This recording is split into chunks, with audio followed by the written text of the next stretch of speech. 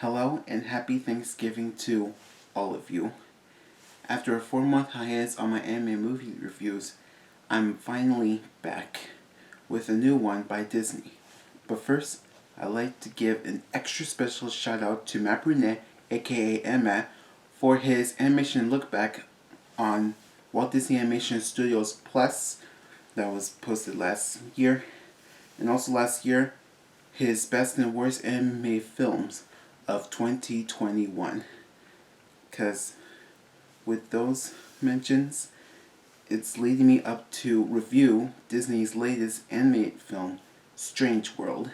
You might know that it's directed by an animator named Don Hahn, who was mostly a co-director for animated films like Big Hero 6 and Raya and the Last Dragon, all which tackled the action-adventure genre and were both Oscar winners and nominators respectively. And now for this film, he's taking this film as his solo work.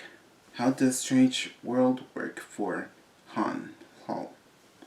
Well, that's what this is about. This is a story about Searcher Clyde and his family working on a farm after being separated from their family members named Jagar Clyde, who venture off to the mountains to the other side, while the family stuck around for 25 years to bring their culture to their own. Then they received a mission that takes them to the underworld, since the planet called Pondo is losing its power source and they have to find a way to revive it. First off, one thing that this film does, like with Raya, is world building.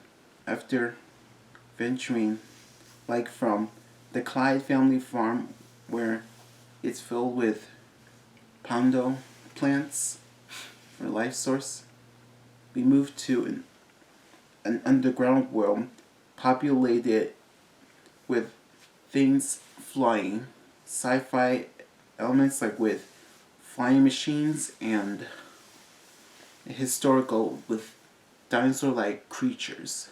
The world feels so big without any foreign or ancient cultures that we haven't discovered. And in terms of the environment, it feels immersive, though we had to get to point A or point B, which is the plot, by the way. And the way it's executed, it feels so fascinating. Now for flaws, it mostly have to do with different father-son's relationship. Starting off with Jagar and Searcher, they both took their separate ways when the latter made a discovery that could change their world of Avalonia, while Jagar sets out to find something different that didn't involve any of his son's distractions.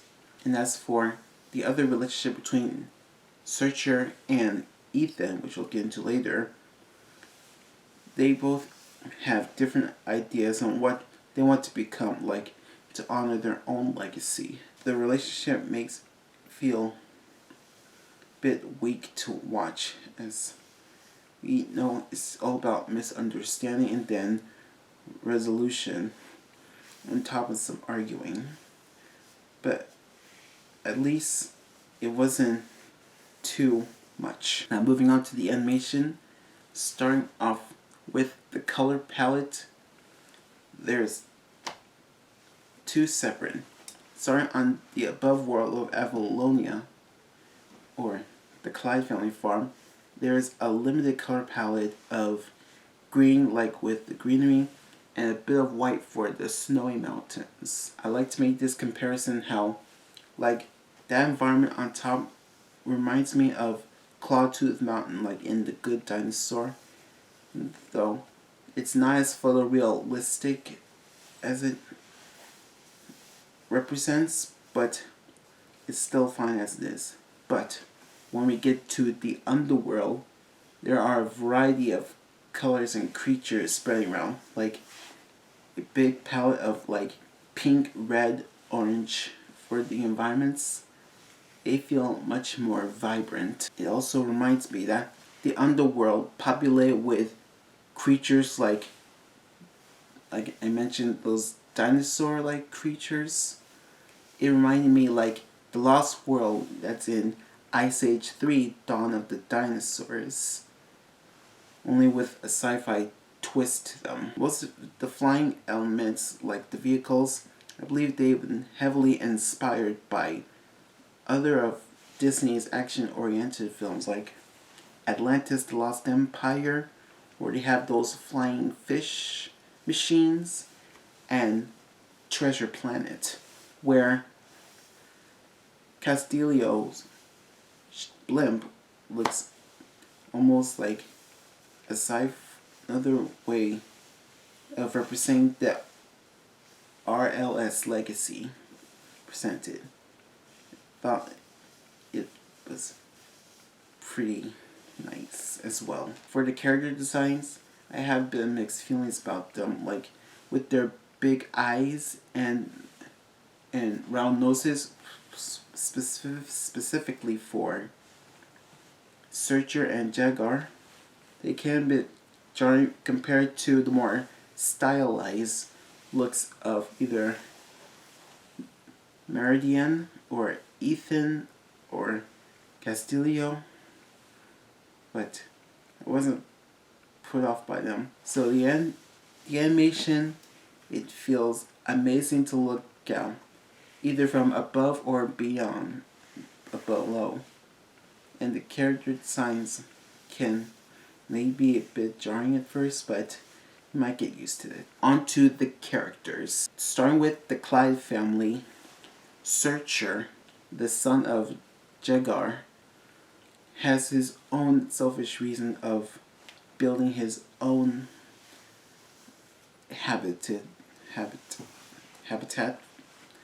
where he can grow pondo plants and make his son be a farmer for the future. Ethan is the teenager who wants adventure than being a farmer, which leads them to some mood swing arguments for the most part. As for Jaguar Clyde, he's like his despicable father who wants to give his son a future legacy, even though it's for his own selfish reasons, which leads him and Searcher to become hard on each other.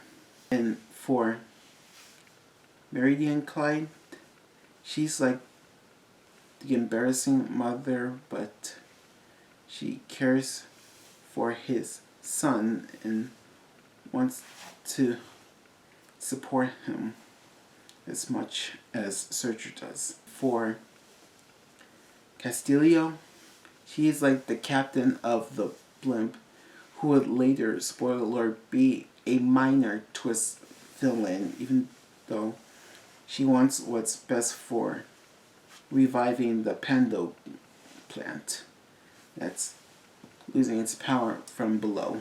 While these characters might get off on the wrong foot and cause mood swings, two standout characters that I highly enjoy is the Clyde's family dog, Legend, and Ethan's sci-fi blue squishy friend, Splat, who provide some comedy relief and might be the standouts who I'm more intrigued with, even though they're mostly kid-friendly ones.